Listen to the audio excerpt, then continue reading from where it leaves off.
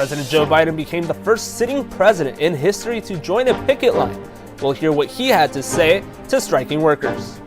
Tired of waiting for your Uber? The company's new partnership in LA might have a taxi cab picking you up instead. And the new parking lot at LAX will provide a cheaper option for travelers. We'll show you how to save on your next trip, coming up.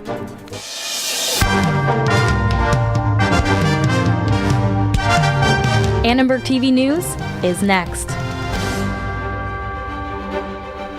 A new report from the CDC found that almost 7% of Americans have experienced long COVID symptoms. Hi, I'm Cheyenne Dixon. And I'm Jose Romo. That's about 18 million Americans with lingering COVID symptoms, including some USC students.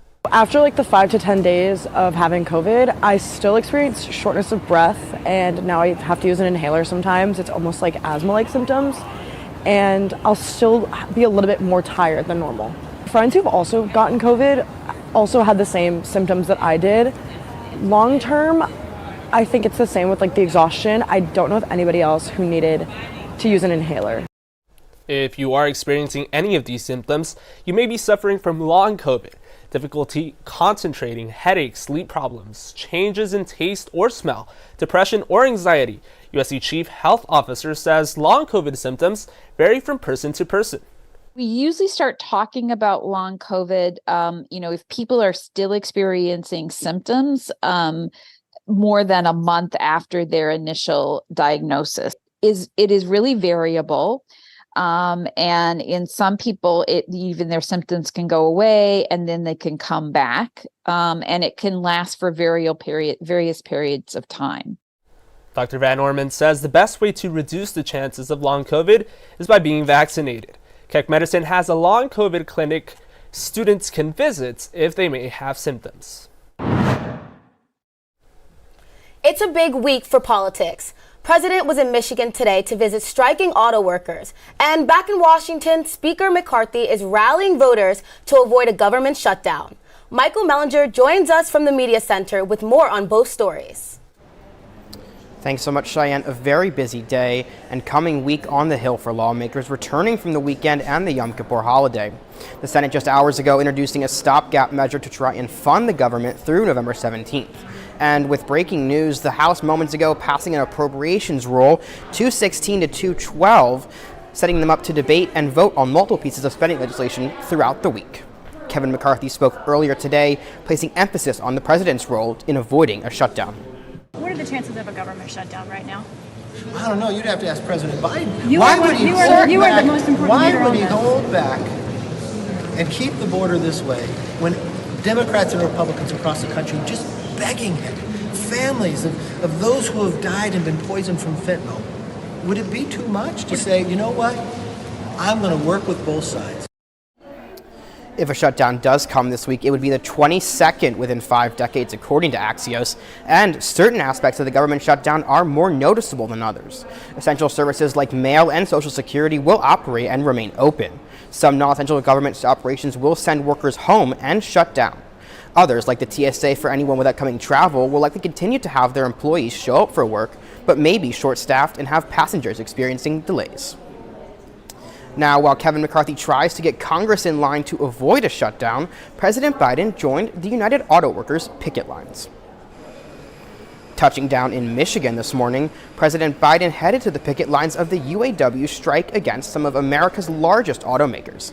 His visit is a historic one, the first time a sitting president has joined a picket line. The president said this to striking workers. The UAW, you saved the automobile industry back in 2008 and before. Made a lot of sacrifices, gave up a lot, and the companies were in trouble. But now they're doing incredibly well. And guess what? You should be doing incredibly well too. And now former President Trump is scheduled to visit striking UAW workers tomorrow. The former president will not take part in tomorrow night's Republican primary debate. Jose, back to you. Thank you, Michael. Tomorrow's debate will be here in Southern California at the Ronald Reagan Library in Simi Valley.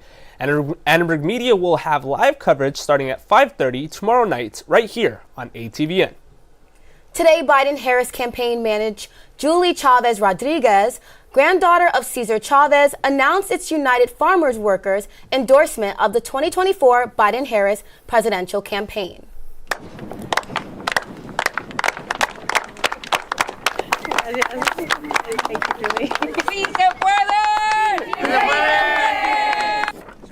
UFW members gathered in the field of Ventura County's Marinaca farm to share the importance of ensuring the rights of farm workers in rocky political climate. Their endorsement comes after the Biden-Harris administration launched a pilot program addressing workforce challenges facing farmers and ranchers, with grant money being provided by the U.S. Government of Agriculture. I'm proud to be here today, and for the reason that we are here. The United Farm Workers is here today to announce endorsement of President Biden and Vice President Harris for re-election. This decision was reached in a series of meetings with elected farm worker leaders after the discussions of upcoming presidential election and the president's re-election campaign. Currently, the UFW is recruiting, training, and deploying its members alongside other activists to travel to battleground states along the campaign trail. We have breaking news on the writers' strike, with leaders of the Writers Guild approving a contract agreement with Hollywood studios. This would end the strike at midnight. We talked to a guild member earlier today. This is a great opportunity for all of us to be reminded that we're part of a very large community. I hope, as a whole, the AMPTP, the members of it, start to realize that the people who make the content that makes them gajillionaires need to be able to afford to live here, and that goes beyond the Writers Guild, that is something that affects everybody involved in this industry. The WGA's health insurance plan has been extended for guild members until year's end. WGA members say they'll support their fellow actors in the ongoing SAG-AFTRA strike. The ongoing strike led by SAG-AFTRA calls for similar demands from the WGA, which include fair compensation, adjustments to the actors' health care, improved professional standards, and protection against the use of artificial intelligence. SAG-AFTRA members have voted to authorize a new strike extending into the video game industry during ongoing negotiations for new interactive media agreements. Governor Gavin Newsom has signed a bill blocking California school boards from banning books over race and sexual orientation. I think we have to address the issue of book bans. This is getting out of control. I mean, I think I'm living in another time and place. This is, it's just crazy what's happening. And by the way, parents overwhelmingly, Pen America's done survey after survey, overwhelmingly oppose book bans. If you care about parental engagement or parental rights, this is crazy. This bill passed by Newsom's contrast with other school districts across the country, which have banned titles including My Shadow is Purple and The Handmaid's Tale from their discussion of gender identity and sexual violence.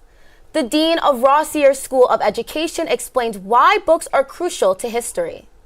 Several years ago, there were some school districts that wanted to ban Huckleberry Finn. I oppose the book bans in general because I'm opposed to censorship, but also because I felt he was writing during a period when that word was commonly used. And to now erase it is to erase a part of our history. Under the new law, school districts can face fines for banning content about diversity. It goes into effect right now. USC Center for Climate Journalism hosted a discussion with well-known scientist Dr. Sylvia Earle about environmental challenges facing the ocean. She urged students to stay optimistic and work to protect the natural world. It is going to get harder, but there's plenty of reason for optimism to really find a place for ourselves within the natural systems that make our existence possible. Earle was named a living legend by the Library of Congress and was the first woman appointed chief scientist of the National Oceanic and Atmospheric Administration. She is the first climate communicator in residence at the Annenberg Center and plans to educate a new generation of climate journalists through USC Sustainability Hub. Dr. Earle was joined by the LA Times environmental reporter Rosanna Shia. Her first book was published today and talks about sea levels rising by juxtaposing human stories with climate change. She writes compelling stories about California's coastlines and encourages urgency to participate in the sustainability movement. But I feel driven to share that view, that the ocean is not just water and rocks. It's a living system climate is a living system. When she was named the first woman chief scientist of the National Oceanic and Atmospheric Administration, that is a really, really big deal. That is a federal agency that oversees some very important parts of big environmental concerns, and that she had that role. I don't know, she's a real trailblazer. Dr. Earl will also meet with local environmental journalists and host office hours for USC students engaged with climate issues. Uber is partnering with LA Yellow Cab to speed up service and provide more rides. That story just ahead. And a new parking lot at LAX provides travelers with a cheaper alternative to ordering a ride to the airport. And a group dedicated to spotlighting USC's musical artists kicks off a semester of concerts. We'll see you after the break.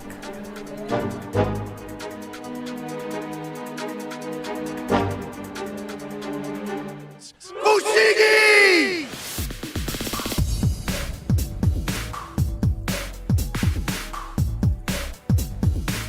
Fushigi, I don't know what it is, but it's the coolest thing ever, and I can do it. Hi, I'm Tim Goey, and this is Fushigi. We're gonna show you how to unlock the secrets of Fushigi, the magic gravity ball. No strings, no tricks. Magic? Maybe. An illusion? You decide. You can make Fushigi defy gravity and appear to float in midair with maneuvers like the prayer cross, the enigma, levitation, and so many more. It floats, it levitates, it will confuse the senses with its mind-blowing movements. Young or old, big or small, anyone can Fushigi from the minute they pick up the magic gravity ball. And with a little practice, you can conquer Fushigi. This is so amusing. I think it's fabulous. I get it now. Everyone loves Fushigi, and you don't have to be a magician. It's relaxing, even therapeutic. Best of all, it's just amazing. It floats. It's awesome. Fushigi. From basic maneuvers to the advanced, even control more than one Fushigi at a time. You can do this. Mystify, amaze, and confuse your friends in just minutes. Now it's your turn to master Fushigi. Fushigi! It's sick. It's so much fun. I love it. It's amazing! I love it! Me too! My grandson, he's 16, he would love one of those. I want to buy it now. Fushigi. Call now to order. LAX just opened a new overnight parking lot on Saturday. The lot offers more affordable parking and free shuttle service to all terminals. The LAX budget parking lot is located between Aviator and LA Cienega Boulevard, about 2 miles from Terminal 1. Travelers can park their vehicles here for as little as $15 a day. With its $15 to $20 price range, this lot is more affordable than any of the other parking options at LAX. The one downside is shuttles don't come quite as often. With late night traffic, it can take up to 30 minutes to get to the terminals. The new budget lot would be cheaper than either economics lot or a round trip Uber ride. Students shared their thoughts on how this new option might impact their travel plans. Not really, because I always just pay to the other one, so the parking lot for my car, so it's the same thing for me. Yeah, I will definitely use it now. I'll save some money, so why not? I feel like it doesn't really matter, considering the other option, which I normally would do, would be to go to like where the Uber and Lyfts pick you up, which is still like you still have to wait for a shuttle and then sit while they drive there. So while the lot is fairly vacant at the moment, LAX transportation workers say come this winter, the lot will provide a great option for holiday travelers. A new partnership between Uber and a major LA taxi company might resolve the tension between rideshare and taxi cab drivers. The announcement came this morning between Uber and Yellow Cab Company. This new partnership will provide taxi drivers in the LA, Orange, and San Diego counties access to potential rides. We spoke to the CEO of Yellow Cab Company, and here's why he thinks it's a win-win. What we offer is 1,200 additional vehicles of supply.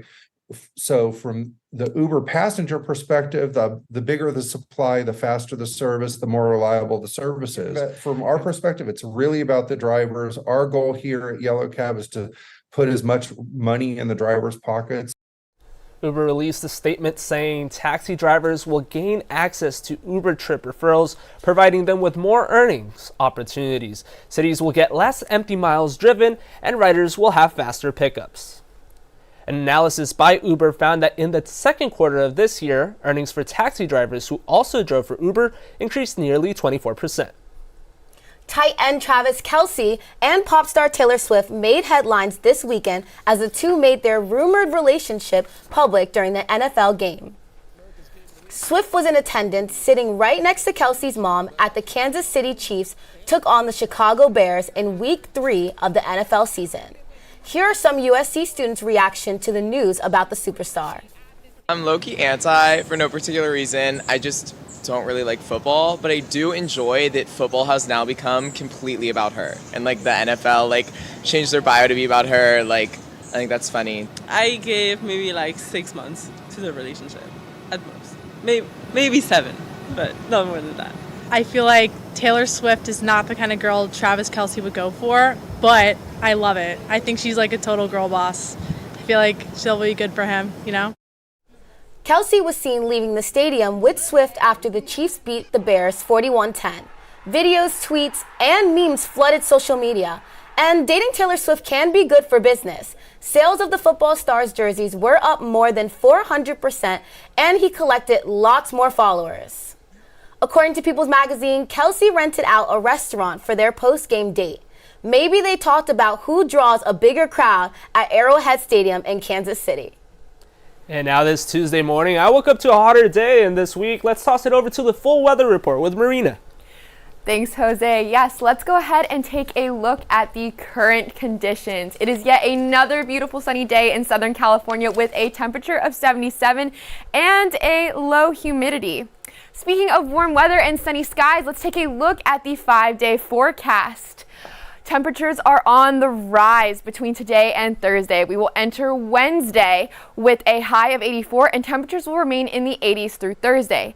As we look towards the weekend, clouds are coming in and temperatures will begin to drop, hitting a weekly low of 69 as we enter Saturday. There is a potential for rain on game day, but that classic SoCal sun should be back out by Sunday as temperatures begin to even out again. It's a great day, or it's a great weekend to watch the game indoors. So fight on, Trojans. Men's basketball has added another tough opponent to its schedule. We have coverage of its first practice of the fall. And football travels to Boulder to take on the Buffs. Will Colorado's injuries give the Trojans an upper hand? And finally, the LA Rams can't seem to figure it out as they follow Monday night on football. All this next on ATVN Sports.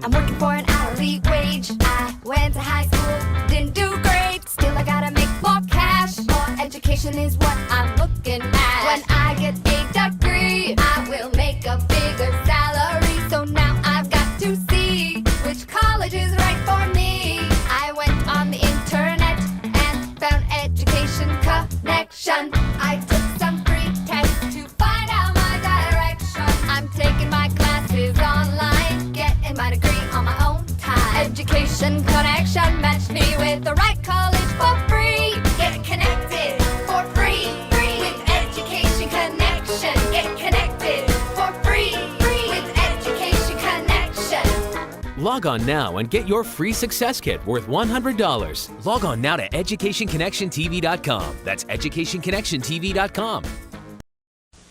There's a new pet. Chia. Chia Pet, the pottery that grows. It's fun and easy. Soak your chia, spread the seeds, keep it watered, and watch it grow. And now grow a whole collection of fun with chia teddy bears, puppies, kittens, rams, bulls. There's even a chia tree to keep your pets company. Chia Pets and Trees, the pottery that grows. The Chia Pet and Chia Tree are available at Kmart, Rite Aid, Ames, and Woolworth. Makes a great gift. Welcome back to ATVN Sports. I'm Daniel Palmore, filling in for Justin White. And I'm Kern Rastogi. It was yet another action-packed week of sports. USC men's basketball held its first practice of the 2023 season yesterday. The Trojans have sky-high expectations going into the 2023 season after placing 21st in ESPN's way too early top 25 rankings.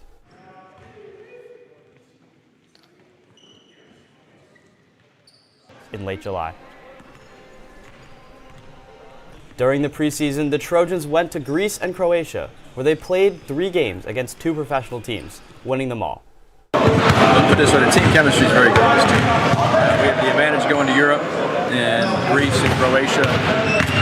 For 10 days in August, played 3 games. I thought that has helped us. They come in, they know each other as players.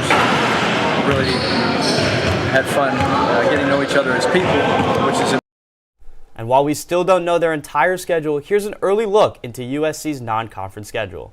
The Trojans will open up the season in Las Vegas against Kansas State. They'll then travel to San Diego to play either Seton Hall, Oklahoma, or Iowa. USC announced they will then return to Sin City for a 2021 Elite 8 rematch against Gonzaga on December 2nd, and then finally they'll finish with Auburn on the road. Now, headlined by a stellar recruiting class, and they've got a lot of returning production, the Trojans have really high expectations coming into the season. Daniel, what do you expect from them? How do you think they'll play? I'm expecting a lot of big things from the USC men's basketball team this year, and I want to focus on the backcourt. Returning senior Boogie Ellis averaged 17.7 points per game last year. You got Isaiah Collier coming in, #1 recruit in the class of 2023. And Bronny's status is still a little uncertain, but I think I'm going to be looking forward to those young guys contributing to a USC team that really has no excuses to compete with some of the best in the Pac-12. I mean, you said it. USC has legitimate national championship expectations. You mentioned how good the recruiting class is. They've got one of the best scorers in the country in Boogie Ellis. And, you know, the Pac-12 the last 2 years has been really dominated by Arizona and UCLA. I look for USC to really crack into that top 2, really push, make the Pac-12 tournament, get a 1 seed. Why don't you? And I'm also looking forward to seeing what Vince Iwuchukwu can do this year. Big man, a lot of expectations last year, had his season cut short, so I'm looking forward to seeing what he can do in a full season of play. Should be a very exciting season for sure. And as the Trojans prepare for Saturday's matchup with the Colorado Buffaloes, USC could face a Colorado team missing 2 big stars on the defensive side of the ball. Safety Shiloh Sanders is currently listed as questionable for Saturday's game, with hopes to play after being taken to the hospital following Colorado's loss versus Oregon.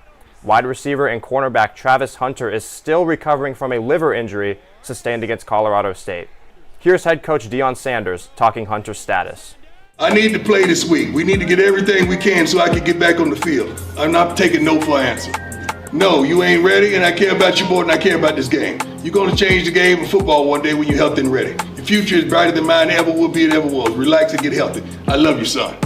That was the conversation. So, Curran, with the possibility of Colorado being without Travis Hunter and Shiloh Sanders, what are we thinking for this game on Saturday? What are you looking for? I mean, listen, I think Travis Hunter's impact not being in the game is going to make a huge difference on offense. Colorado's lacking that lockdown corner, and I think USC's receivers should find their way open. Obviously, he's also a receiver. I don't think it's going to matter as much in that area. The Colorado Buffaloes have 2 great receivers, Jimmy Horn Jr. and Xavier Weaver. Both these guys are great. They can win offside, and I just think that USC can't sleep on the receiving. You bring up a lot of great points there, and I'm looking at this from USC's perspective. I still don't think they can take this Colorado team lightly. I think a big reason why the performance against Arizona State was not what we were looking for was because maybe the bye week contributed to it. Maybe they didn't think much of ASU heading into the game. They got shut out, had 8 turnovers, and it was a battle, not that they were expecting that, and I think that's going to be the case this Saturday in Colorado as well. And moving on to some more football, NFL fans were treated to a Super Bowl 56 rematch last night between the Rams and Bengals on Monday Night Football. Unlike the matchup 2 years ago, this time it was the Bengals coming out on top. Third-year wide receiver Jamar Chase had his way with the Los Angeles defense as he had his best game of the season with 12 catches for 141 yards. Quarterback Matthew Stafford's 2 interceptions proved costly as the Bengals won by a score of 19-16. The Bengals avoided an 0-3 start to the season with the win, while the Rams saw their record drop to 1-2 on the season. Both teams will be back in action on Sunday. And 2 USC Trojan freshmen were standouts this week, both being nominated for Pac-12 Freshman of the Week. Linebacker Tackett Curtis and outside hitter London Weejay both picked up awards. Curtis sacked Arizona State quarterback Drew Pine twice on Saturday, en route to winning the Pac-12 Player of the Week. He has started every game this year for the Trojans. Weejay won her second Pac-12 Freshman of the Week award in a row after 2 great performances last week. She recorded 24 kills Wednesday and added 9 more against Oregon State. In other USC news, Amari Avery won Pac-12 Women's Golfer of the Week. Avery shot 9 under par, winning the Leadership in Golf Invitational last week. Some good stuff. Well, that's all we have on ATVN Sports today. I'm Daniel Palmore. And I'm Kern Rastogi. Let's send it back over to Cheyenne with more news.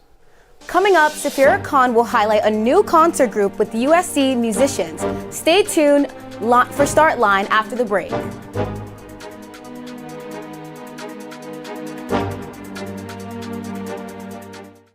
I've replaced your shoelaces with fruit by the foot.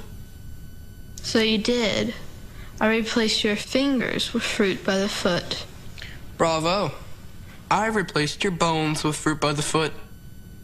Indeed you have. I replaced your guitar strings with fruit by the foot. Seems like a step backwards, but alright. I replaced your DNA with fruit by the foot. That would be end game, my friend. Fruit by the foot.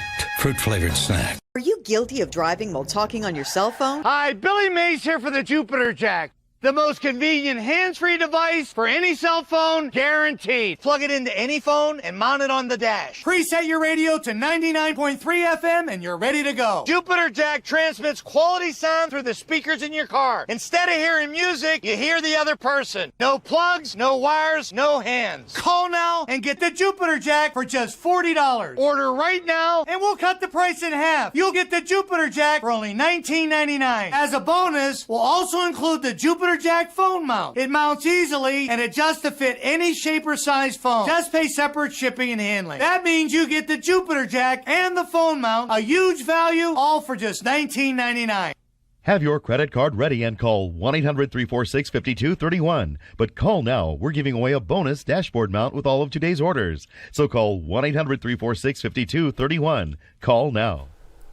Now on to the USC business world. Reporter Safira Khan is here to talk about a platform that brings USC artists together for the soul shaking of jamming. Now, I have to say, I'm really excited for this week. We're diving into music. Now, if you're a fan of NPR Tiny Desk or any live music, you're going to love Jam. Just look at all these people that do. Now, from live jazz music to hip-hop, Jam is a platform that hosts and films live music performers from USC artists. The magic happens in one small shed with the intimate space creating a sense of community. Now, founder and junior cinematic arts major Zach Shanuda says Jam was only supposed to be for a class project, but encouragement from friends led to something more. Who came thought it was a really fun idea. They're like, you gotta keep doing it. I met with like 2 of my friends. I'm like, what do you guys think? Because they're more producers and they helped me out, and then we just started kind of building it from there. But now it's a lot bigger than I thought it was going to be. I think it's cool that we have a lot of people who are like not necessarily music majors, or people that are like directly involved with music still getting the chance to get up there and sing and have fun and perform for an audience. I think it's a good time to just bring creative people together. He's definitely not wrong. Jam takes bringing creative people together to a whole new level. You can't tell, but most of the artists and musicians have never met before playing together. One thing that people don't understand is like, we just kind of grab some people, say, all right, you can play this instrument. We put them in a room, they talk for like a little bit, and then they play the song. So sometimes we do like one rehearsal with them if they need to like coordinate, but they're not practicing that much for this. So that's my favorite part, is when the music comes alive. Now be on the lookout for the full performance. That will be up on Jam's Instagram soon, which is at jams.mp3. They've got a lot of fun events and live shows coming up. Don't miss them.